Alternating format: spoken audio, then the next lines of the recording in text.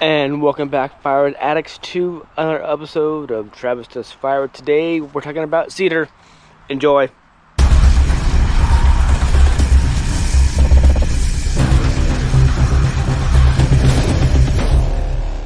So, I got a question the other day when I had the episode of making bundles, and I had to make some kindling, and I mentioned the word slabs in that episode.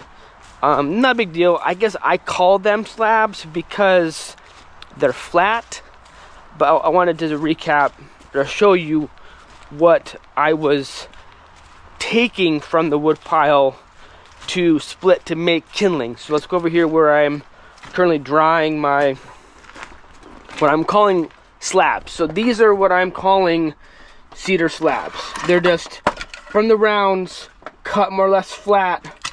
So then when I go to split, I just put it in the splitter and I split bam, bam, bam, bam, bam to make kindling. So they're not slabs in terms of milled lumber, like taking a log and milling it down flat for rough timber or rough lumber. I'm calling them slabs because they're flat, more or less flat pieces in here. So I put them one way in the splitter and I split like I said, and then I have kindling. Now I do this so I'm not taking a full round of cedar and taking it down in one motion or one time period from one round down to kindling. I go from round to slab, it dries, and once this is dry, I take this and split it down further into kindling. Now I do that because when I go from round to what I'm calling slab, I'm using my champion, and when I go from what I call slab into kindling, I'm using the timber champ, the kinetic splitter. So that may seem kind of confusing and more time consuming, but I don't want to be with my champion with the hydraulic really slow a cycle time to make kindling. I could be faster with a hatchet than I would be with making it with the champion. Now, I'd be safer with a champion versus a hatchet to make going from this to kindling, but I have my kinetic splitter and I use that to make my kindling or my slab. So that's what I'm calling a slab. If this is incorrect usage of that word, let me know, but that's what I am using, as what I am defining as. So let's check out some rounds to figure out how I go about selecting cedar rounds to make these slabs. I hope that you had a good holiday weekend. Sorry I did not have a podcast for Sunday, but I hope I have something lined up for you this coming Sunday. Yeah, so it's again rainy here. I had uncovered some of my wood because I wanted sun on it. Then I now need to cover it back up because it's raining outside and I don't want seasoned wood to get re-wet. Living in the Pacific Northwest kind of sucks because it rains so much. Anyway, so I'm here with some rounds of cedar, right? So when I go to prepare and produce kindling, it's cedar. In my opinion, cedar is the best form of kindling. If you have an opinion on that, let me know. But I don't have a processor that would make scrap small pieces, what do you call them, chaff, whatever the term is, to make kindling. But that kindling could be anything that you're putting through your processor. Could be alder, could be maple, could be oak, whatever you're making. And yes, that could be fine kindling, but in my opinion, cedar makes the best kindling, and I have an abundance of cedar always in the wood yard. So when I'm going from round to what I'm calling slab, how you do that depends to select the appropriate round. So this round here obviously has a knot or a branch sticking to it, and you flip it over, and there's some other small ones here. But in the middle, but looking on the ends, That looks pretty good there, right? And if I flip it over, come on, you bastard. That's pretty good there. So in theory, and well, I have one branch right here. So in theory, if I split this on the splitter down the middle, just right here, split. This half here would probably be good for firewood stand wood, and this half here would probably be clear enough for kindling. So the ideal slab wood, or the ideal selection of rounds, are rounds that are as clear as possible. Because when I make my premium cedar kindling bundles, those are clear, no knots, no holes, no waviness, just straight as possible, and nothing thin. So it looks like a good product to start your fires with for my customers. So, but not all rounds are created equal. Not all rounds are clear. So even if a round may have knots in them, to select the rounds that are maybe have partial knots in them, and then to put aside the ones that have knots for the racks for the firewood stand. Another piece you would to split into nice thin flat pieces to be stored, to be dried out, to make kindling down the road. So let's check out another round here. So this round here maybe worth something for kindling, perhaps. This round here looks pretty branchy, pretty knotty in there. This one here looks pretty good from the top side. Only a few small knots here. That may be good here. This round here. So this is, I think this is red cedar. This one, ooh, this round here looks really good. Check that out. Oh yeah, that looks real nice. Looks real nice in here. Yeah, that might be the ideal candidate besides being kind of dirty. I don't see much branches on the outside. Both the top and bottom of the cut piece looks pretty. This might be the ideal candidate. The ideal candidate to start splitting, to make more slab wood for kindling down the road. So this is what we're going for. This is what we're looking for.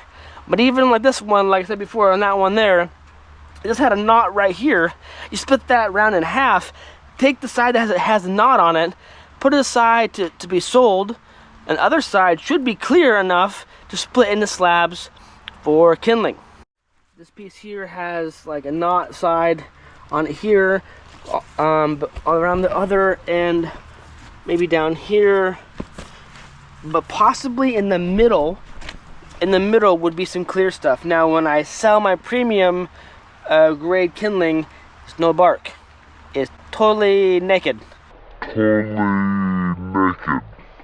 So that's one thing too. Usually on the edges, it's not gonna get my premium stuff. Now I do sell kindling that is wavy, that's not straight, that has holes, that has knots, whatever the imperfections are. Those go in the non-premium grade bundles. So all kindling is sold, but I get more money for the premium grade. Which, I mean, kindling is kindling, cedar is cedar, but when it looks high quality, everything is uniform, it looks like I gave a crap, that I cared enough to bundle this quality grade versus non-quality grade, you get what we're going out there, right? So sometimes the rounds may not be all clear. I mean, the tree, there's gonna be branches, there's gonna be knots, but sometimes within the rounds, you get some good stuff inside. So let's get suited up, get prepared. We're gonna run the champion, and we're gonna see if we can find some good straight grain and cedar in these rounds for some kindling later on. Let's do it. Before I do that, I just want to just show off these boots one more time. I got these boots sent to me in the mail, and look how easy it is to tighten these up. So this has the hook on them, but then it goes into the eyelets or whatever you call them, and so then you pull on them to cinch them up like this, and it stays in place. You don't have to like hold the laces so they don't get loosened again. That's super nice. High top, very comfortable. I like these things. Just wanted to show them off one more time. Yeah, black. They came in different colors. I didn't think it was black. It was black and brown, and or maybe this is gray. I don't know. They came in a few colors. The brand is Sphinx. I can't even pronounce that. Chinese brand. Reached out to me wanting me to try these boots. I definitely needed new boots. I was gonna go to the cobbler to fix my other ones, and I never got around to it. But boots are definitely the way to go. Good boots. I do like these things.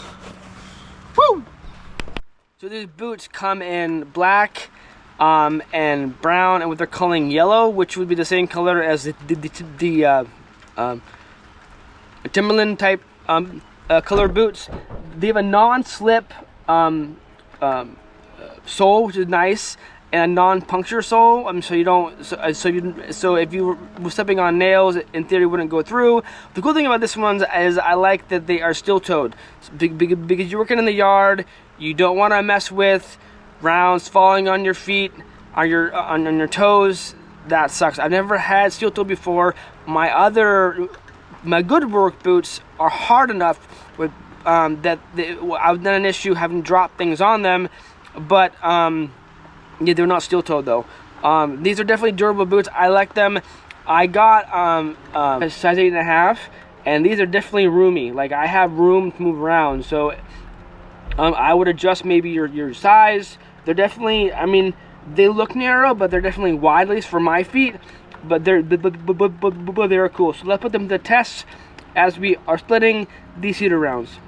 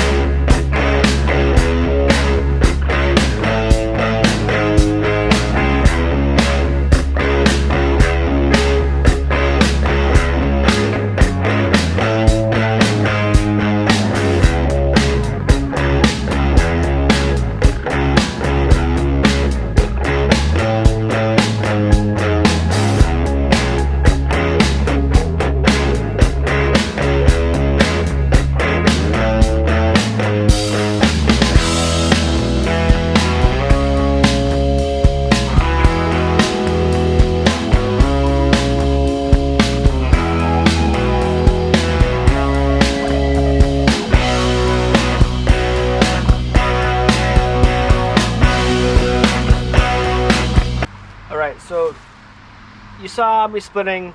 Not all rounds obviously are gonna be straight grained and perfect. You're gonna get knots, and it's fine. Not all this wood is wasted. If it has knots, I toss it to the side to go for sale at the firewood stand. Because if it's too knotty, I don't want to run it through my kinetic splitter. It's electric and it doesn't have the power and the torque to go through knots, and I don't want to break it. Whereas the Champion can definitely go, can eat through or cut through anything, right? So I wanna be mindful of the equipment that I have. If it's too knotty, I'll use a Champion and then I'll sell it. Whereas some of the stuff has knots in it, but like this one here has a little knot there, but I can cut through with this with the Timber Champ, no problem. So not all of this is going to be premium grade. In this, I'd be like 1 or 2 non-premium, but all in here is fine to be premium grade. So again, these are slabs, so there's more. They're not in chunks like you have for firewood that cut this at, because I want to have as much surface area as possible coming from the Champion to be stacked so they dry quickly. Now cedar will dry fairly fast anyway. I mean, it's very soft wood. It smells amazing, but to have the surface area so it will dry. And again, I don't want to make kindling with a Champion. That would take too long. I want to make it with my Timber Champ. So that's why I go from Champion to slab, stack, dry, and when I need kindling, I take out the Timber Champ and I go from slab to kindling. I hope that makes sense. So in here, I mean, we have some good stuff in here. I mean, not pretty naked. There's some bark in here, but that one last round, that was mostly clear stuff. That was mostly straight grained, and we got some beautiful slab work here, ready to be stacked, ready to be dried, ready to make kindling. And I'm outside right now, and there could be time where I drop something on my foot, and I don't want a broken toe or to be limping around. Where these boots definitely do the job. So they are, I think they're water resistant, maybe not waterproof, but they're definitely having a nice pair of boots. Here, let me put you down real quick. So these boots, I mean, they're on the cheaper end. I think they're like $80 new for whatever color, and they have a promotion right now where you buy them and you have a free 7-day trial with I believe on Prime with free shipping, which is great. So you can try them out, and then you don't like them, you return them, no questions asked, good to go.